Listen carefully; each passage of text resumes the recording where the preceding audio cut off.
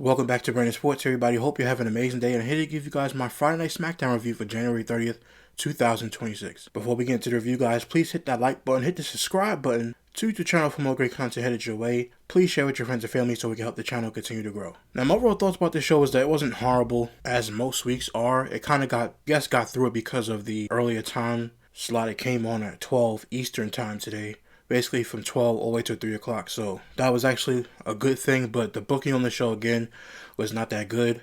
Just a lot of laziness on the show overall. Again, it was decent. It wasn't good, great, or anything like that. It was just below par, decent, I wouldn't say dreadful just because it was easier to get through, but again, this show wasn't anything special. Again, for a go-home show that's supposed to be a great go-home show, going into the Royal Rumble tomorrow, which is Saturday, again, I feel like this company is just very, very lazy when it comes time to actually do something creative and write a creative story about something. They're lazy and they're not capitalizing. To me, tomorrow's Royal Rumble is a litmus test. And what I mean by that is the test to see if they're going to take this year seriously or not. If the Royal Rumble is not good tomorrow, it's only 4 matches. The Women's Royal Rumble, the Men's Royal Rumble, the WWE Championship match, and AJ Styles versus Gunther. Those are the 4 matches on the card. It's only 4 matches. That's it. If this is not good tomorrow, I have no hope for Elimination Chamber and I have no hope for WrestleMania going forward. Tomorrow is the time where everybody says, okay, we're all going to watch, we're all going to sit down. Royal Rumble's at 2 p.m. Eastern tomorrow. We're going to sit down and see if they actually book right, they do the show right. We're going to see if AJ Styles is really retiring or not. We're going to see if Sami Zayn wins. I highly doubt that. And we're going to see what they do with the Women's Royal Rumble and the Men's Royal Rumble. Usually the Women's Royal Rumble starts the show, then the Men's Royal Rumble main events the show, and then you have the 2 matches that comes on between. I think AJ Styles versus Gunther should be second because he's going to be in the Royal Rumble, so they might give him that extra time to rest after having a match with AJ Styles, depending on if he wins or not. And by the way, how do you put Gunther in the Royal Rumble and not give that another spot to Finn Balor when you said you ran out of spots? How does Gunther get to have 2 matches on the show?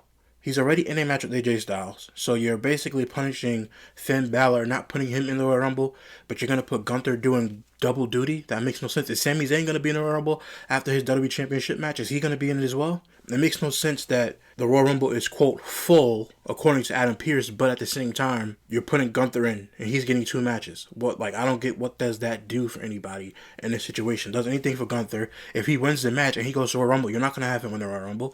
And if he somehow loses to AJ Styles, that kills a lot of his credibility, and then he goes to the Royal Rumble and he's going to win the Royal Rumble. No, that makes no sense at all. But again, this show was decent to say the least. It wasn't that great, good at all. It was just there. I was able to get through this fast enough because, again, it came on earlier today and didn't come on at 8 o'clock at night. Now, if this show came on at 8 o'clock at night, it'd be a whole different thing. But nonetheless, we had SmackDown. So we're going to start off. Michael Cole welcomes us to the show. A replay airs showing the WWE superstars making public appearances in Saudi Arabia.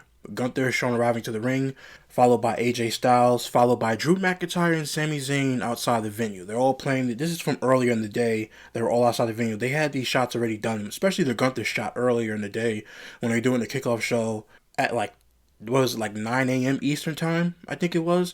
When they did that kickoff show this morning, it was very, very early, but I saw some of it, and that's when I saw that Michael Cole said that Gunther would be pulling double duty. But it is what it is. So we welcome into the show. We come out to the show. They're outside the venue. By the way, they built this venue in literally 25 days. I kid you not. January 5th, that entire parking lot was empty. And by January 30th, which is today, it's basically fully functioning venue for WWE, which is incredible. I don't know how they did that. So they give us a replay from Saturday night's main event that's also shown. We get Cody Rhodes music hits and he makes his way to the ring. The fans are eating up with the loud Cody Rhodes, Cody Rhodes. You know, that chant that they're doing. He enters the ring and grabs the microphone. Cody kicks things off with his signature. So what do you want to talk about?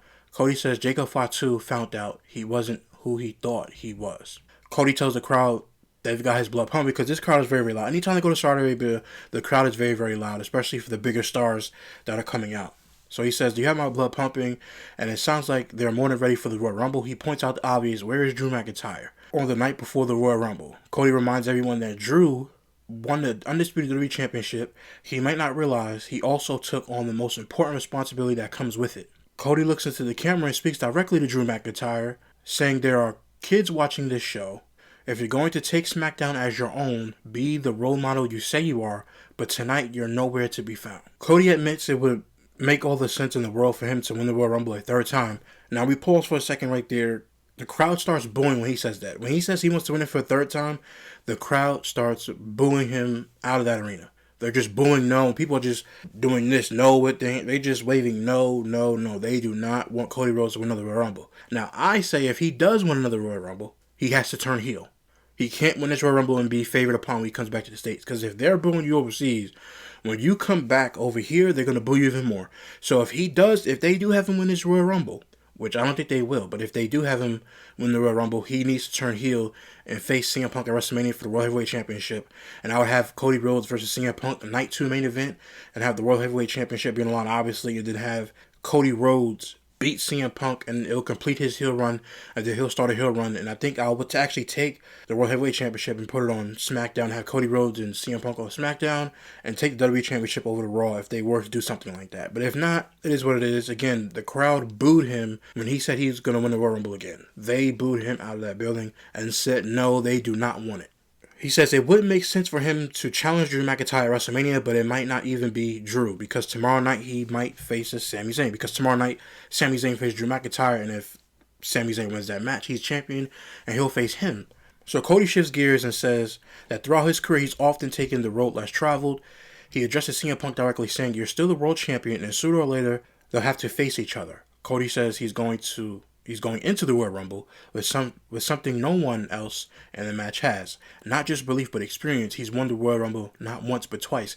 But here's the thing about Cody Rhodes in his Royal Rumble. If he doesn't win the Royal Rumble, I do think he's going to win the Elimination Chamber. I would have him win that and go probably face CM Punk. Maybe you have him win in Chicago and face CM Punk. They could do a face-to-face at the end of the night. If Cody Rhodes does not win the Royal Rumble, you have him win the Elimination Chamber, and you have him face CM Punk. At the end of the day, I do not want to see Cody Rhodes versus Drew McIntyre again. I do not want to see that match again. It is too many times that we run it back, WrestlePalooza and all this stuff like that. September, October, November, December, January. Now we're going into February. Enough is enough. No more Cody Rhodes versus Drew McIntyre. I don't want to see this again at WrestleMania. I don't want them to add Jacob Fatu and put him in this match either. I like Jacob Fatu a lot, but no. It needs to be Cody Rhodes versus CM Punk for the world title at WrestleMania. If Seth Rollins is not cleared, you could do Seth Rollins versus Roman Reigns. Don't have Roman Reigns win at all. I don't know what they're going to do, but they have to figure out something. Again, Cody Rhodes versus Drew McIntyre. We don't want to see that again. We don't want to see Cody Rhodes versus Roman Reigns again. We don't want to see any of that. Give us something a little bit different. And what I mean by different, still compelling and good enough that you can actually tell a good story. So Randy Orton makes his way out to the ring, and the crowd passionately sings along to his Voices theme song. The one thing I want to say about Randy Orton is that he takes his time to get to the ring. I guess he's embellishing and, soaking it all in of them chanting his name like that. But man, I mean, singing his music and chanting his name, Randy Orton and stuff like that. But he takes way too long to get to the ring. It gets kind of annoying because it's like, man, your inches are starting to last long like The Undertaker, which is kind of funny. But again, he just takes too long to get there. Not really to complain about, but I do notice that he embellishes the crowd and he gets it going. But it's like, man, you walking down to the ring, it's like, come on, man, let's get to it. Let's get to the show. Like, let's get to your promo that you're about to cut. But again, I don't got no problem with it. It just takes a little bit long. Randy takes the mic, and before getting to his point, tells the people of Saudi Arabia that he loves them. He places a hand on Cody's shoulder and says everyone knows how he feels about him. They're more than just friends, they're brothers. Randy says he respects everything Cody has accomplished. He was never more proud than when Cody won the WWE Championship, and he knows exactly how Cody felt when he lost it. But the Royal Rumble is every man for himself. He warns Cody that he knows how dangerous and desperate Cody Rhodes can be, but there's nothing more dangerous than a viper chasing number 15. Tomorrow night, there will be no friends, no brothers. Randy says he'll have zero respect for Cody or anyone else in that ring, and if he has to be, he'll throw Cody Rhodes' ass over the top rope without hesitation. And this is when the crowd erupts. By Randy Orton saying that he wants to throw Cody Rhodes over that top rope, the crowd is erupting. I'm telling you, they don't want Cody Rhodes to win this Royal Rumble again, especially that crowd. I know in the States it can get really bad with them booing, but there's something to be said that the crowd really booed Cody Rhodes. And I'll get to something later that happened that caught my eye as well. But it's very, very telling how they booed him when he said he wanted to win again, and that Randy Orton said he's going to throw him over that top rope and he won't hesitate. That was the one thing that I noticed, like, man, they really don't want him to win again. He ends by reminding Cody, you're not the only one who's won the Royal Rumble basically twice. They both won the Royal Rumble twice in their careers. Then suddenly Jey Uso's music hits. Jey grabs the mic and jumps right in the ring. He does the whole yeet thing. Then they run it back and do the whole thing again. And basically everybody's yeeting in Saudi Arabia, whatever, Jey grabs the mic and jumps right in saying they're talking about winning it 3 times, but he's about to run it back to back. Jay declares he's winning the Royal Rumble, walking into WrestleMania and walking out as World Heavyweight Champion again. 4 letters, 1 word, yeet. The same thing that he does every single week. And now the crowd didn't really boo him, but I could tell people wasn't really feeling that. He's going to win the Royal Rumble twice. Nobody wants him to win. I mean, that was one of the most controversial things that happened last year besides John Cena's heel turn, was him eliminating John Cena to basically go to the Royal Rumble, or go to WrestleMania rather, and win the World Heavyweight Championship from Gunther. Everybody didn't like it, especially on the internet. Now, in the crowds, they're yeeting and stuff like that. Everybody loves Jey Uso, but the internet, for some reason, don't rock with Jey Uso. I think it's because of his in-ring wrestling ability that people are scared from. In tag team, he's great, but when it comes to just individually, people are not feeling Jey Uso, and I get it. I mean, I get it. Just, he's a catchphrase. I don't believe that. I think he has talent. He's charismatic. I do think Jimmy's more charismatic, but again, people are not feeling Jey Uso winning the Royal Rumble either. Don't let the crowd a little bit cheering fool you. So Sami Zayn music hits, and he makes his way down to the ring. Now, Sami Zayn, when he comes out, he's over the crowd. I think the loudest the crowd has ever gotten the whole entire night. The entire night, this is the loudest crowd because obviously Sami Zayn represents them, which I still don't know. But again, I don't know. I think he's from Canada. He started his promo in Arabic, so I don't know what his affiliation is to Saudi Arabia. I don't know. I think they love him over there, but I don't know, and I'm not going to speculate. So Sami Zayn starts his promo in Arabic, getting a huge reaction from the crowd. He then switches back to English and says that as much as he loves to keep speaking Arabic, he knows he's standing in the ring with 3 of the absolute best. And since they're talking about their Royal Rumble plans, he'll talk about his.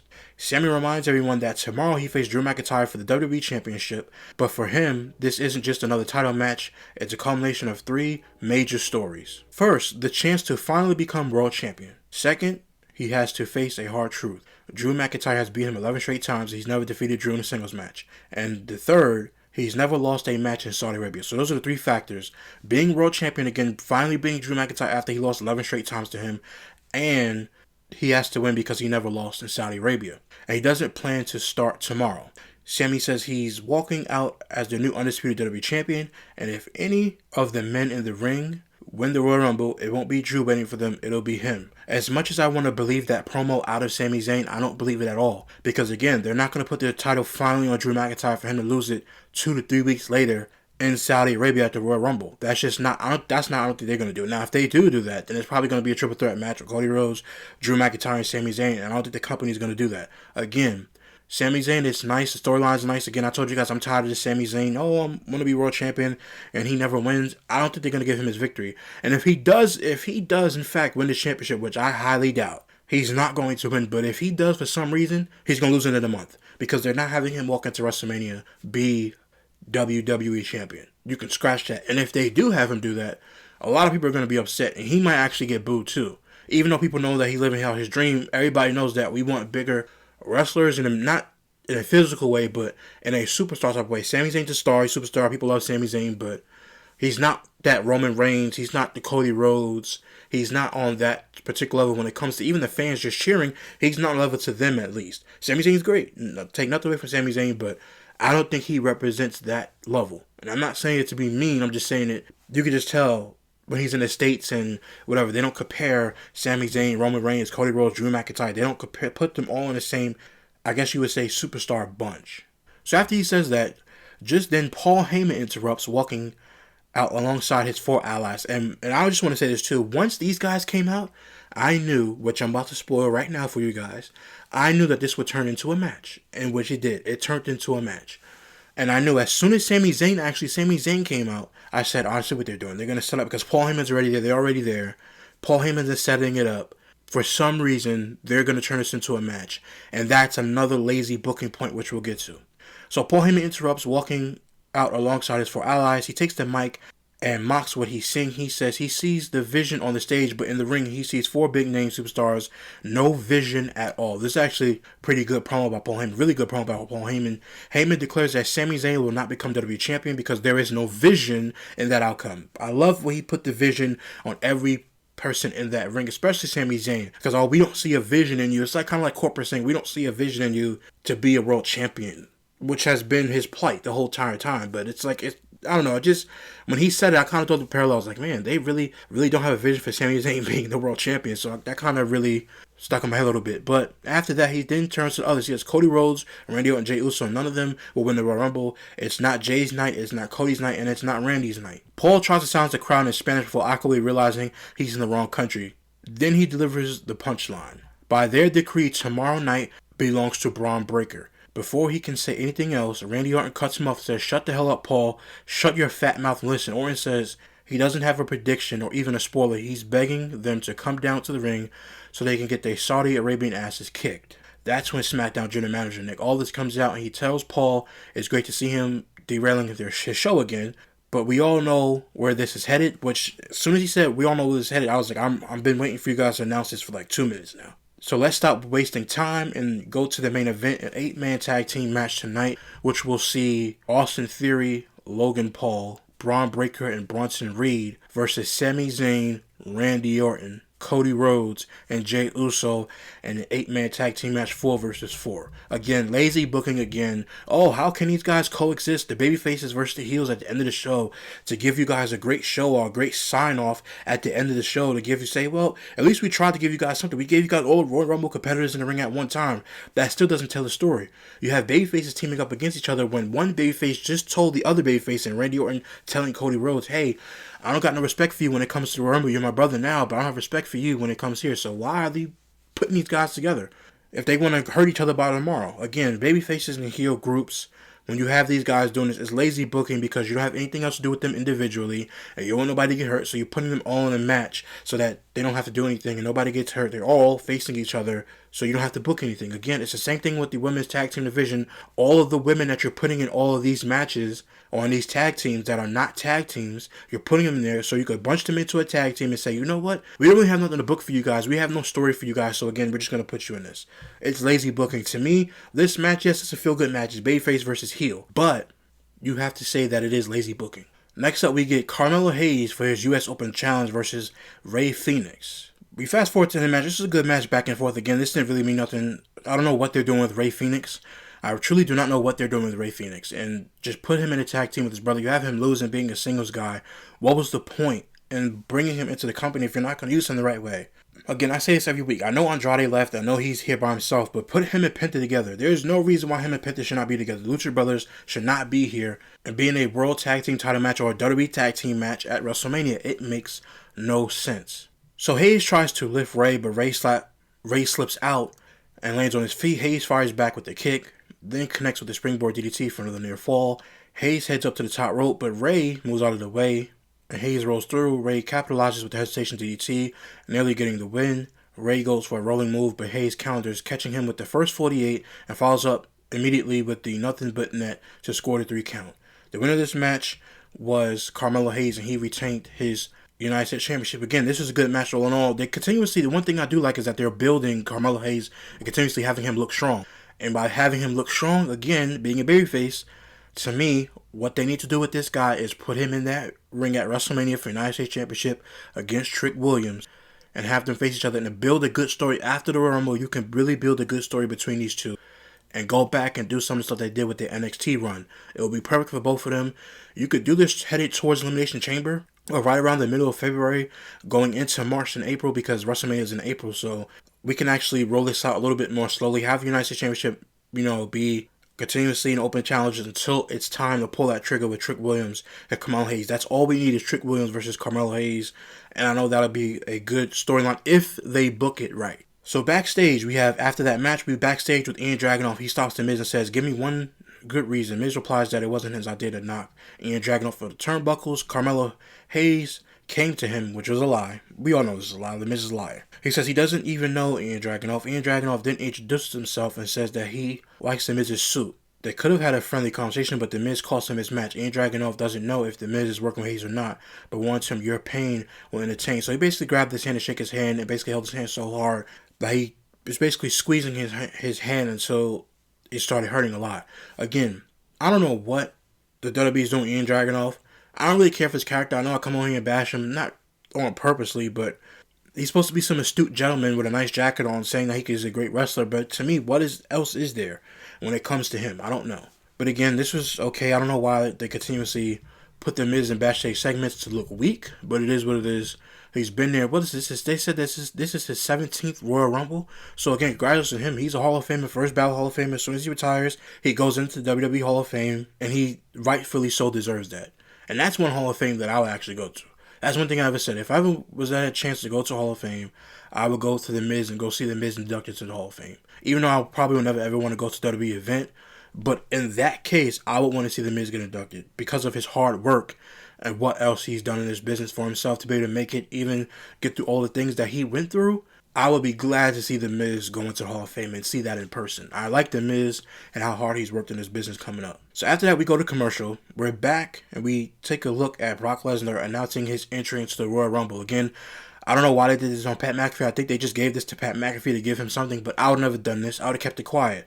Is Brock Lesnar going to be there or not? Is he or is he not? We'll wait until see he comes out. The fact that he FaceTime Pat McAfee, I don't know why they would do this. Let me take that back. I know why they did this. They did this so they can get a viral moment on ESPN. They did this so they can get a viral moment on ESPN and have people talking about it because Brock Lesnar declares for the Royal Rumble. Again, I have no problem with him being in the Royal Rumble, but I thought the Rumble was full for one part of it. I thought the Rumble was full. Second, even if, let's just say, okay, you want Brock Lesnar to be in or he's ready to declare it in, you have him call into Pat McAfee's show and do it just to be a viral moment instead of actually waiting and let it be being a surprise to the Saudi crowd because we all know he's going to be in the Rumble. But it's nice to have the surprise of not knowing if he's going to be there or not, if he's going to make the trip, which he makes all of the trips. But it's just to hear that music hit would have been better off than telling Pat McAfee. No disrespect to Pat McAfee. I like Pat McAfee, but they didn't need that. If they're already on ESPN, what else do you need? You're already on ESPN. You had Seth Rollins and Becky Lynch appearing on First Take all week. And by the way, Seth Rollins, The Undertaker, did win the Royal Rumble, and he should have been on your top 5 list. That was a horrible list that you had Undertaker on your list of Royal Rumble winner. Then you had the nerve. Daniel Lasky says, "What about The Undertaker? Undertaker never won the Royal Rumble." I'm like, dude, you WWE wrestler, you don't know your own history. But anyway, so we get Brock Lesnar declaring for the Royal Rumble. We're at the tumbler where they're basically the thing where you put the balls in there with your numbers and you're basically rolling the numbers out. Basically sort numbers through. Basically the Royal Rumble participants stick their hand in there. They pull out their number to see where they landed and where they're going to be. R-Truth, he's at the tumbler with Nick Aldis. He jokes with Nick Aldis about handling his balls. I'm tired of the ball jokes. I wish they would stop doing the ball jokes. They need to stop doing this, period. Again, I wish they would have R-Truth be serious. If this is his last contract or whatever it might be, have him be serious and do something actually productive, have a nice run. I'm tired of being the goofy and the jokes. We've been seeing it for over 20 years now. Almost 20 years now, we've been seeing him do this. Enough is enough. Have him. I just want one good. Even if he's a babyface, I want to see one good run with R-Truth being taken seriously again. He can still be a babyface and be taken seriously. I just want them to start caring about the dude. Listen, I know he's in his 50s. He's getting there. If he's going to retire soon or not be a part of the company when his contract is over, I would like to see him just do something. Give him something rewarding instead of him having to joke all the time. That's all I want for R-Truth. That's all I want for him. And the same thing with The Miz. He's been there for a long time. I like seeing R-Truth on television. I'm glad he's still on television. I just want them to do a little bit better with him. That's all. So he makes the ball jokes. Then Damian Priest walks in. Nick tells Priest he's officially in the Royal Rumble, even though it's cutting it close, which I still don't get that. Priest picks his number, and Nick and Truth react with disappointment. I thought he drew number 1. Looked like he drew number 1. But Priest smirks and says it means more time to throw people out. Which basically means he got an early number. Truth offers to let him pick again, but Priest walks off. Basically, Nick always told him no. So after that, Kathy Kelly is backstage with Drew McIntyre. She brings up his title match in the stacked Royal Rumble lineup. Drew says one of the competitors have been running their mouths. He admits that Sami Zayn is different from the one that he beat 11 times. But Sami's also reckless, getting himself into an 8-man tag team match the night before the biggest match of his life. Drew says he'll do whatever it takes to keep the title and ask, are you willing to do whatever it takes to take it from me? Again, I actually like this promo with Drew McIntyre, even though it should have been in front of the crowd. But again, I know since it was such a short promo that they had to do it backstage. Again, you're starting the show off for Cody Rhodes, which is fine, but I need to see Drew McIntyre in the show as well, because he's WWE champion. And right now, him and Cody Rhodes should be the faces of SmackDown, along with Randy Orton. And you would say Jacob Fatu as well, because they're trying to build him up to be the superstar. But again, I would have had Drew McIntyre on just a little bit earlier, but it did fit well. I'm not going to complain about that, but it did fit well enough in that particular spot. And the one thing that Drew McIntyre said that actually makes sense from a mental standpoint is, why would you go out there again and put yourself in an 8-man tag team match? And as soon as he said that, I'm like, yeah, why would you do that? And you're wrestling tomorrow in a one-on-one match. For the WWE Championship, you need to be as fresh as possible instead of being in that ring wrestling. Again, it makes sense. Drew McIntyre being WWE Champion, even though I was skeptical of it, I'm not going to lie, go back to my earlier SmackDown reviews, but again, he makes a lot of sense in his promos. It makes a lot of sense in these promos that he's doing. And for some reason, I just don't think they're scripting him. I think they're giving him bullet points, but do I think they script his promo word for word? No, I don't think so. With a guy like Drew McIntyre, he does not need that. So I was fine with that back to segment. So after that, I guess we're going to commercial break. We're back with Kathy Kelly and Io Sky and Rhea Ripley. She asks what happens if they're the last two women in the Royal Rumble. Rhea says they both know it's every woman for themselves, but they're still going to be friends. Io adds that they wrestled at WrestleMania before and they're still friends now. Kiana James and Julia walk in. This one I kind of like roll my eyes because I'm like, man, why are they still together? Kiana says their story is cute but sad. Julia speaks in Japanese. Then Kiana tells them neither of them will win the Royal Rumble, and she and Julia are coming for those tag team titles. Rhea fires back telling Kiana not to talk too fast about winning the tag team title. That's when Nia Jax and Lash Legend show up. Nia scoffs at the idea of them winning the Royal Rumble, and Lash says they got the winner. They've got the winner, and they'll take those tag team title belts too. Now, let me just go back for one more little minute here. This makes no sense in this promo. Now, they said, quote, Lash Legend and Nia Jax say we have the winner of the match. Here's my problem. You were just in a number one contenders match against Charlotte and Bliss. It was Lash Legend, Nia Jax, and it was Kiana James and Julia. They all were facing each other in that ring for the number one contendership. They lost that match to Kiana James pinning Bliss in that ring. After that match was over, Kiana James and Julia are the number one contenders for the tag team titles, which they said in this promo were coming for them. And then they say, well, whoever wins this match between both of these tag teams, we got next. No, you just lost. You got to go back to the back of the line. That don't make no sense when they doing that. Anyway, we get Charlotte Flair and Bliss make their entrance. Charlotte lets out her signature woo, which the crowd is I actually like this iteration of Charlotte. I told you guys, this iteration of Charlotte has been very, very nice. She's not robotic in her promos, and not only not robotic in her promos, but she's up absolutely, even though people say that she's boring, which I don't think so. I think she's doing a good job in this role. Her and Bliss are doing a very, very good job. Feeding off of each other, best friends. Charlotte Flair is a babyface. Again, she's doing a nice job. She looks great. She's more over with the crowd than ever before in her life. Again, Charlotte Flair is doing a fantastic job in this newer role. Instead of saying the queen, the queen, the queen, woo, the queen, the queen. It's enough of that when she was under Vince McMahon. Her being where she's at now is way 10 times better than where she was at last year going into WrestleMania, when her and Tiffany Stratton had that personal promo against each other, going off script and all sorts of stuff like that. So it's good to see Charlotte Flair in this light. I think she's earned it to be in this light and to be cheered like the way she is. So she lets out the signature woo, and they're just one day away from the Royal Rumble with all the women at each other's throats. She makes it clear she's winning the Royal Rumble heading into WrestleMania. She adds that there is no one she'd rather have watching her back than Bliss. Bliss grabs the mic and says the same thing. Charlotte smiles, then Bliss agrees with her until Bliss corrects her. She's going to win the Royal Rumble. Charlotte reminds her she's already won it twice. Bliss fires back saying she had the first women's match in Saudi Arabia, and now she's going to win the first women's Royal Rumble in Riyadh, which was a big pop for her to say that. The Riyadh, once you say Riyadh, I'm going to win in Riyadh, you're basically going to get that pop. Even if you're a heel, you're going to get that pop if you say you're going to say something positive about Riyadh, Saudi Arabia. So Charlotte asks Bliss if Bliss would help her win. Bliss shuts her down and says, I don't need your help. I don't need your help, Charlotte. Not everything is about you. And then Charlotte accuses Bliss of being ready to throw away their friendship and toss her over the top rope the second she turns her back. Bliss throws it right back. Or would you do that to me? Before Charlotte can answer, Liv Morgan's music hits. She comes out to the stage with Roxanne Perez and Raquel Rodriguez. Liv mocks both of them, calling it so cute, and that the two besties are already fighting. While they're busy backstabbing each other, one of us is going to the Royal Rumble. She says with a smirk. Bliss points out that using two people to help you isn't a real strategy. Charlotte challenges them, if you don't think we're friends, why don't you come down here and find out? Liv, Roxanne, and Raquel huddle up. They then pretend to charge the ring, this was a long entrance rant, by the way, if you have watched this show yet. If you haven't, by the time this review is up, It was a very, very long rant. They're using the same set that they're using at the Royal Rumble, which I know if Vince McMahon was there, he would have had them in another building saying, basically, we're going to put you here, put you in this arena, and then we're going to wait to reveal that Royal Rumble stage. But again, I had no problem with it, although it was kind of weird. But after that, they pretend like they're going to charge to the ring, and they stop. They basically faked it out. That's when Nick Aldis steps in again. Nick Aldis comes out.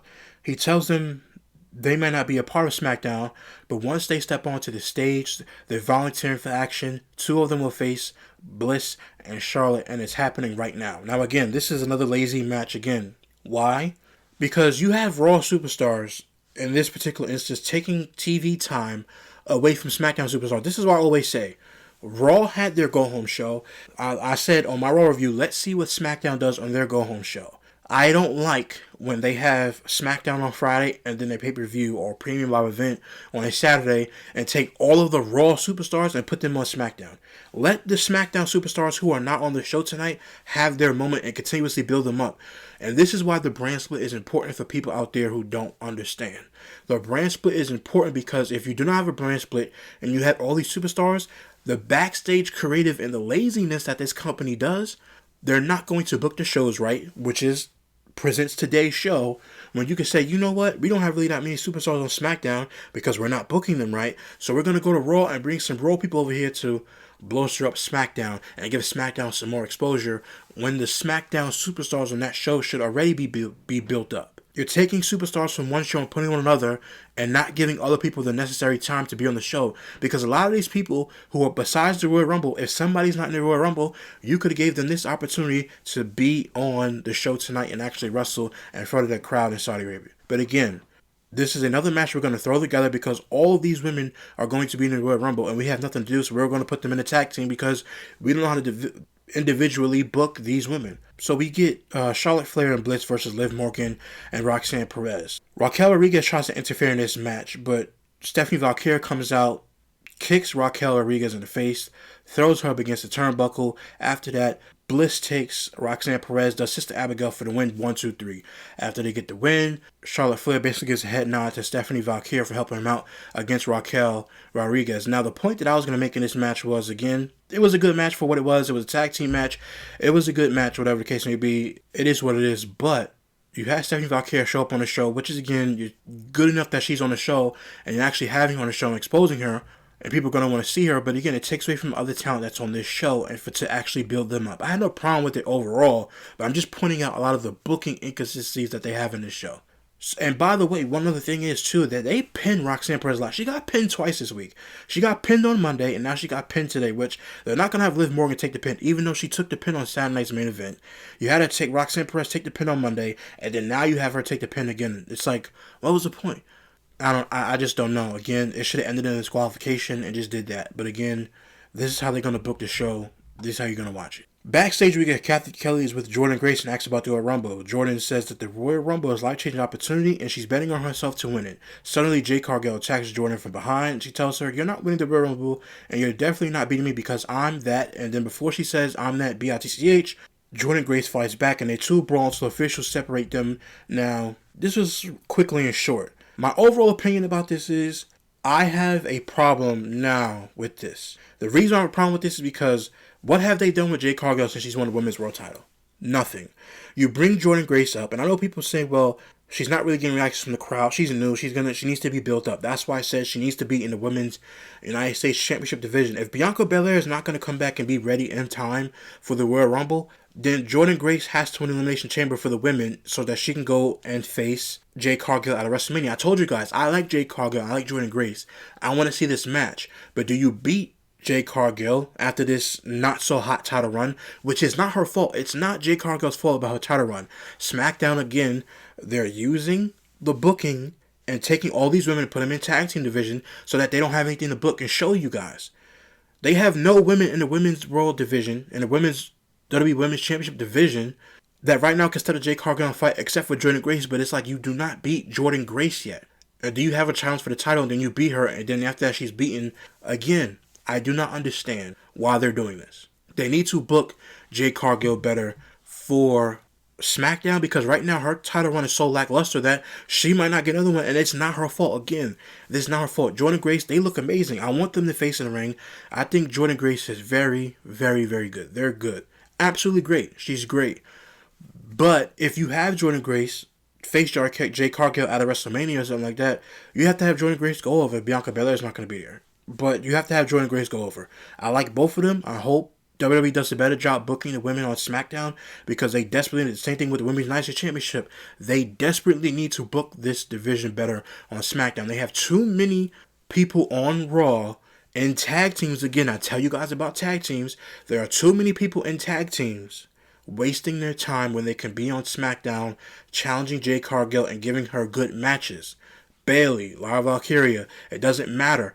Put people on SmackDown to give Jade Cargill a good title run, and so far they are wetting the bed with this one. They're not doing a good job. Again, Jordan Grace, they look phenomenal, but they have to do something better with the both of them, not just Jordan Grace, but with Jade Cargill as well. So next up, we had Axiom versus Johnny Gargano. Now, before we get to the matches, backstage with Nick Aldis, he bans Johnny Gargano's wife from ringside, Candice LeRae. He bans her from ringside and says that if you lose, you have to give the mask back. Again, nobody cares about this storyline. Nobody cares about anything about this. Again, Axiom faction, they need to be in a tag team division doing something better than facing Johnny Gargano. I have no problem with Johnny Gargano. He just has no character. I tell you guys every single week, Johnny Gargano has no character.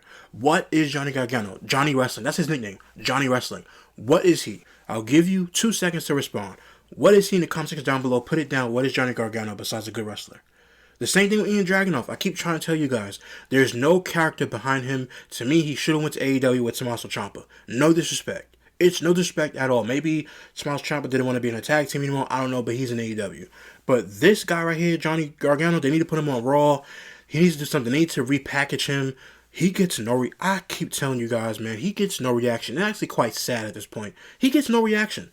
When he comes out to wrestle, he gets no reaction. And Faxium and Axiom, whatever you want to call these dudes, they don't get no reaction either. They have a nice, cool entrance, the slow motion entrance, kind of like John Morrison or Johnny Nitro back in the day. But nobody cares about these guys being in a, quote, feud for over a mask. At the end of the match, Gargano pulls Axiom's mask off, but Axiom reveals a second mask underneath, catching Gargano off guard. Seizing the moment, Axiom hits Golden Ratio and scores the 3 count. The winner of this match is Axiom. Again, this match didn't really do anything for me. This was basically filler for this entire show. And for me, wondering throughout this entire show, where is Trick Williams? Where's Trick Williams? He's a superstar. He needs to be on the show earlier than when he's on the show.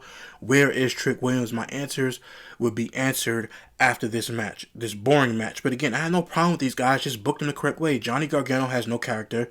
And Faxium, which is Axiom and the other dude, again, put them back in the tag team division instead of having them do this stupid feud over a mask. Which again, I keep repeating to you guys, they're feuding over a mask when he has another mask on his face. What are we doing? This is not a mask versus hair match or something like that where the loser loses the mask and he doesn't have the mask the rest of his career. No.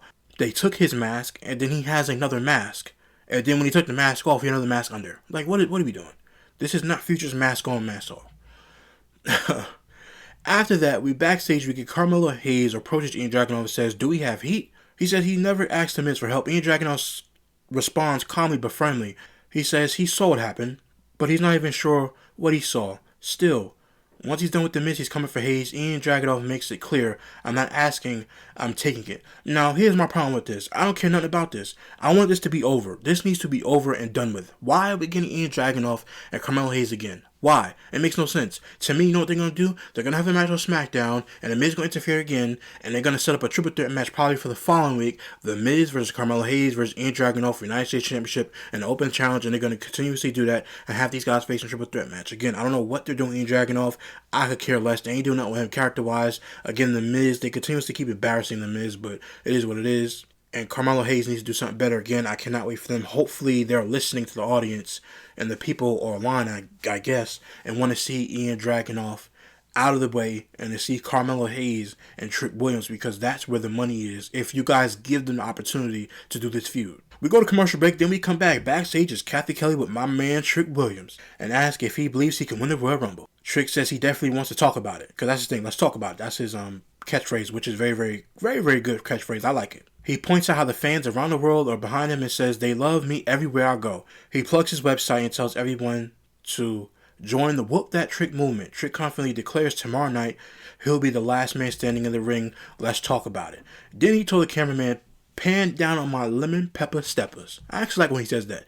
That's actually really great. He needs to trademark that, lemon pepper steppers. He needs to trademark that. I don't know if he made it up. I don't know who made it up. But whatever it is, when they pan down to them white shoes, those nice shoes looking like that, those white shoes, I was like, lemon pepper steppers should be trademarked by him. And they need to make merchandise that says Trick Williams, lemon pepper steppers, and with the shoe. There you go. That's a great merchandise suggestion for WWE. Trick Williams should have been on the show earlier, but again, they put him backstage. He should have been in front of the crowd so they could chant Whoop That Trick, but they're probably saving it for tomorrow, which I have no problem with that. After that, we get AJ Styles music hits. He makes his way down to the ring. AJ steps into the ring and welcomes everyone to the house that AJ Styles built. He says he was in the arena and figured he stopped by to say hello. In the area, he was in the area to say hello. He reminds the crowd that he's got a pretty big match tomorrow and addresses those who might be worried. AJ tells them not to be because tomorrow he's going to knock Gunther's teeth down his throat.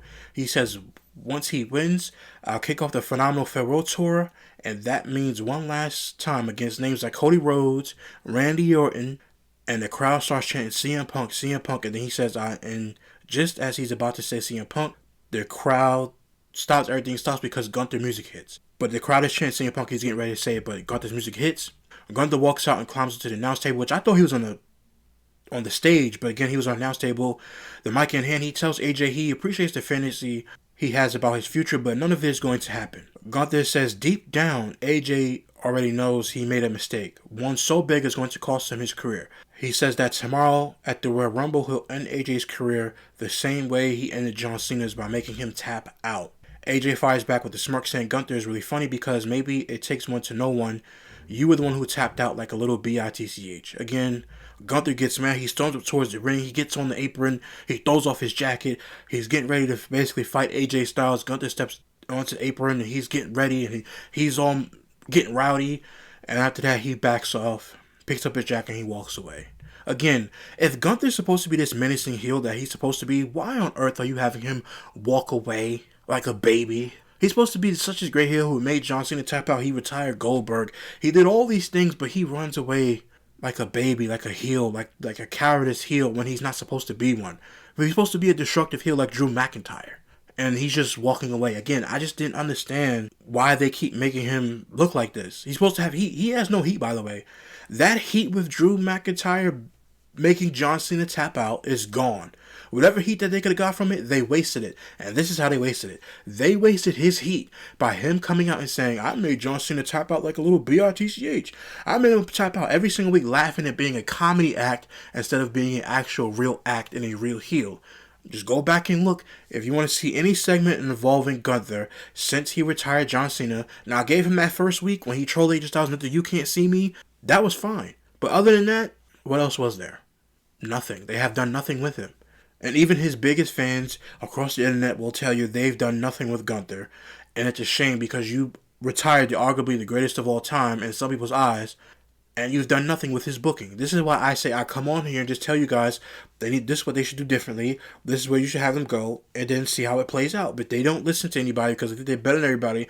And they don't want to listen to the fact that actually fans have good ideas. Not all fans have the greatest of ideas. Even I don't have the greatest of ideas.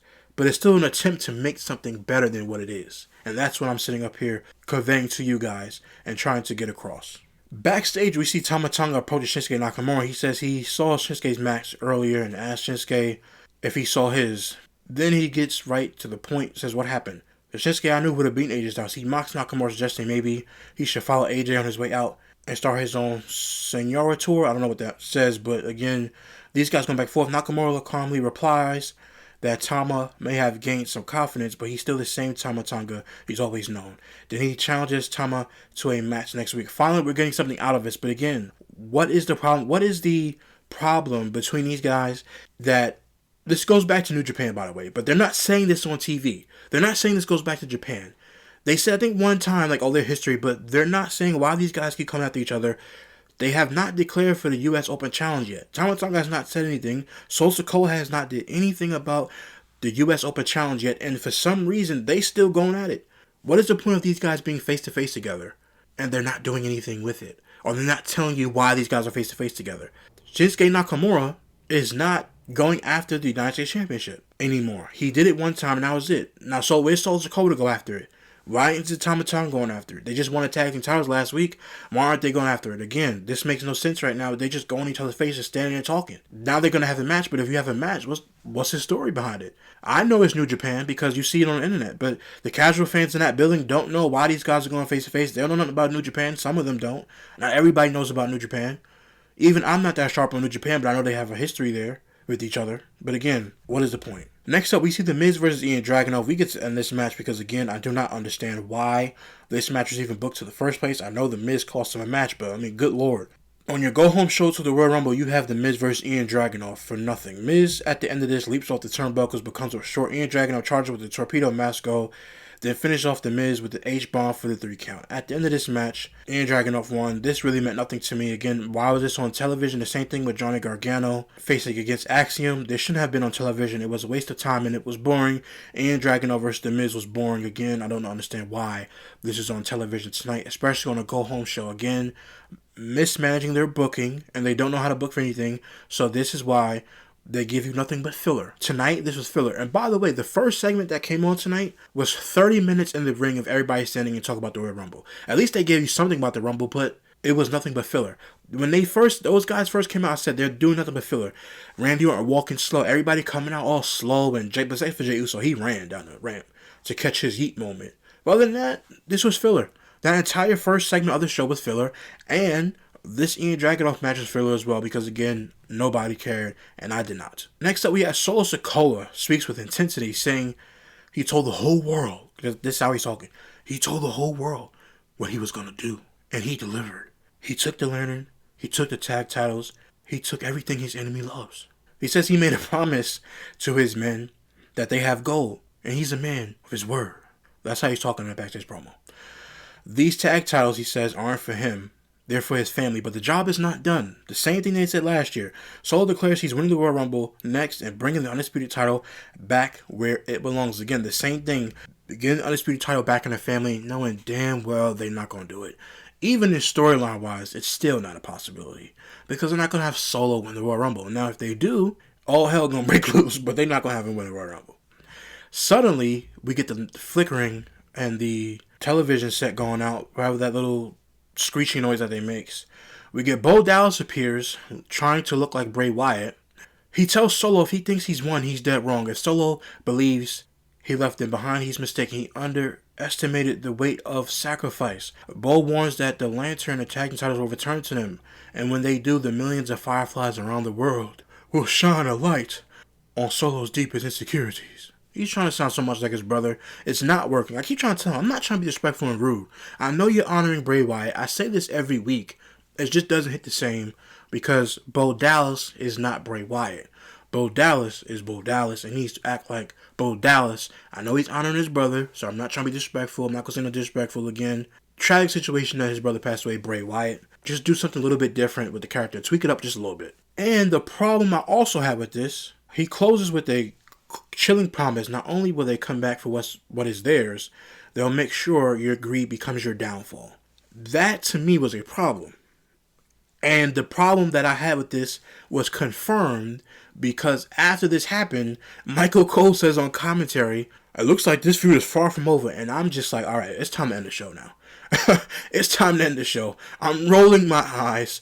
I don't understand why they continue to keep doing this. I told you guys, we don't need this no more. We do not need this feud anymore. Why do they keep doing this? This doesn't make any sense. I'm laughing because that's how angry I am. Because we do not need this feud. Ladies and gentlemen, watching this review, we do not need this feud anymore. It's been going on since about after, SummerSlam? A little bit after SummerSlam.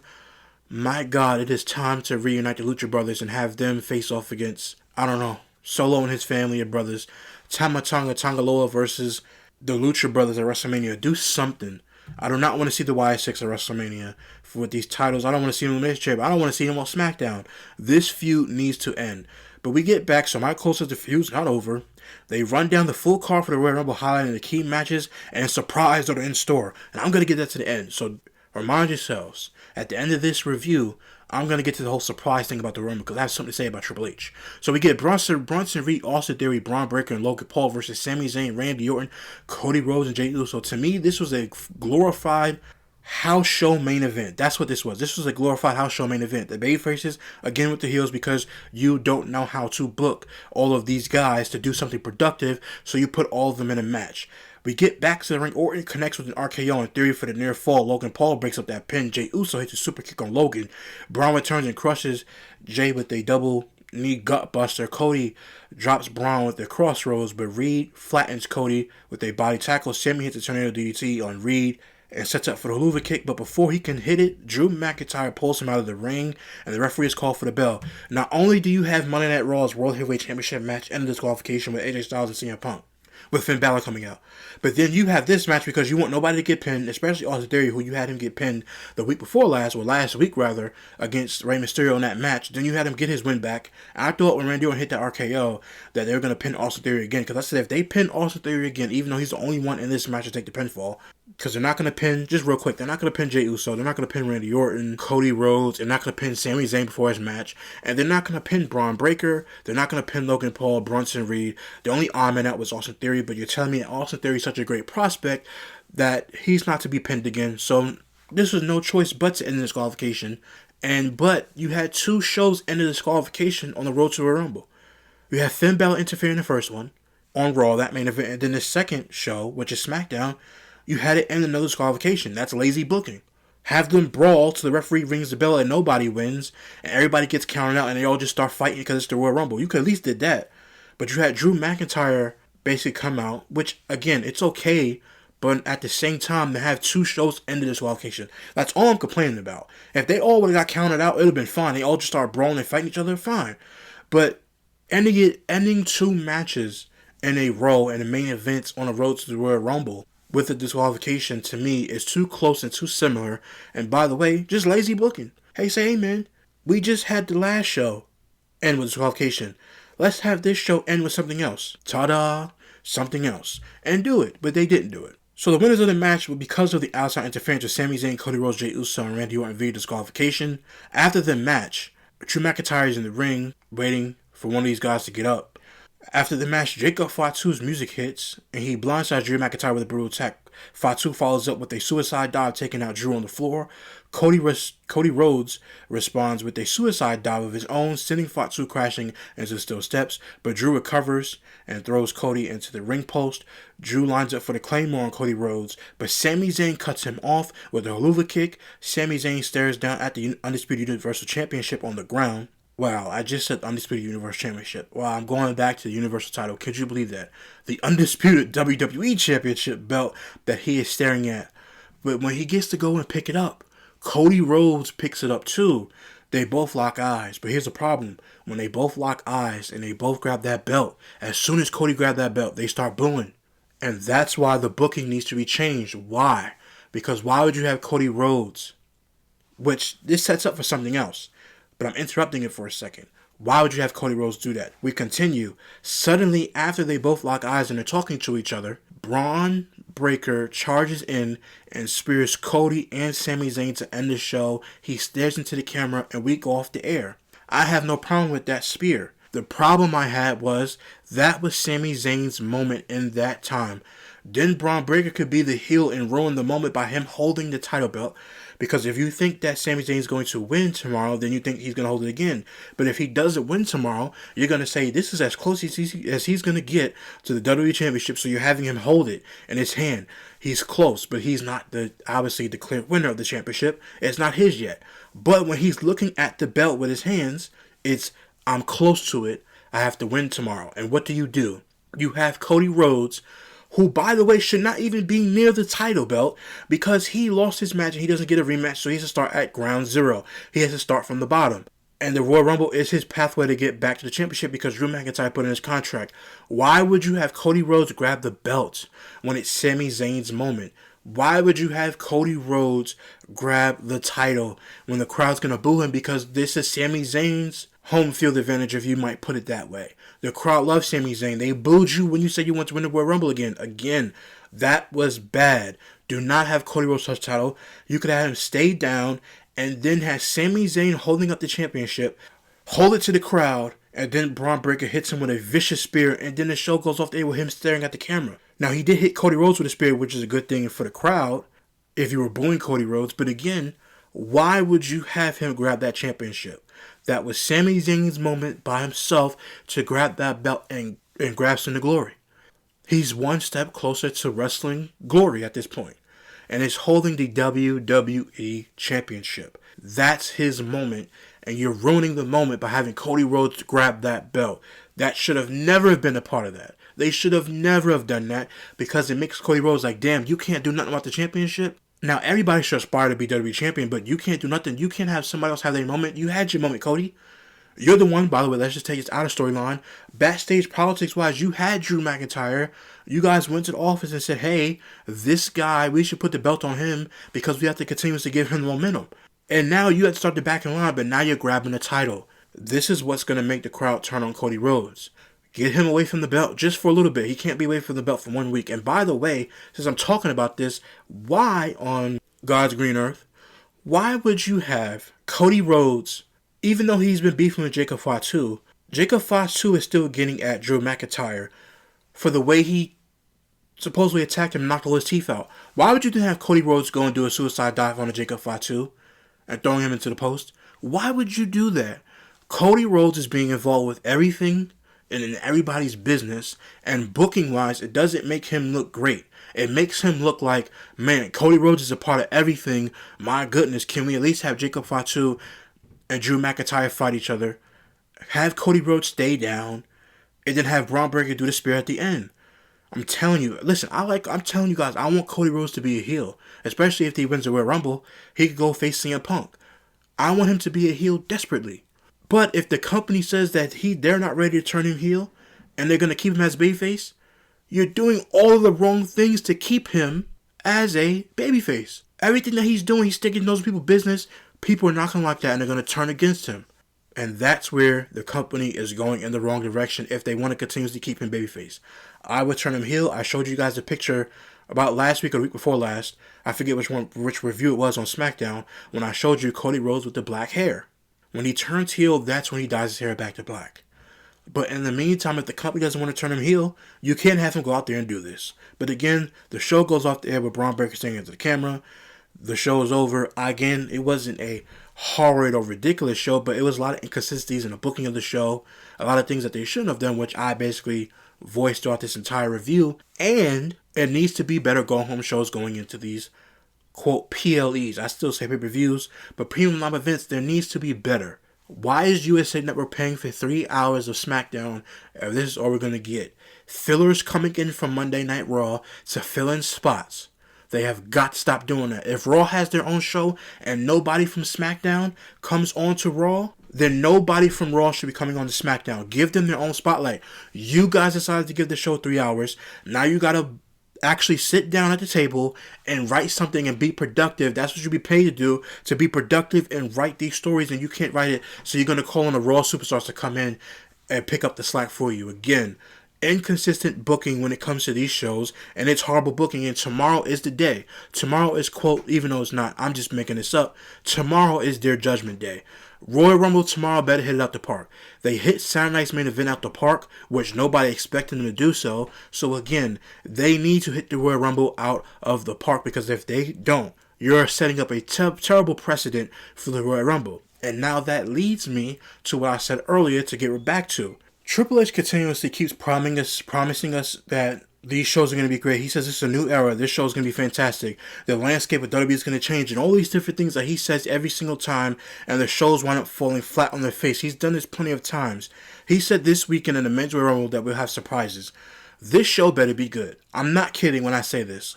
I'm going to come in scorched earth after the Royal Rumble and basically go in on Triple H and this entire regime.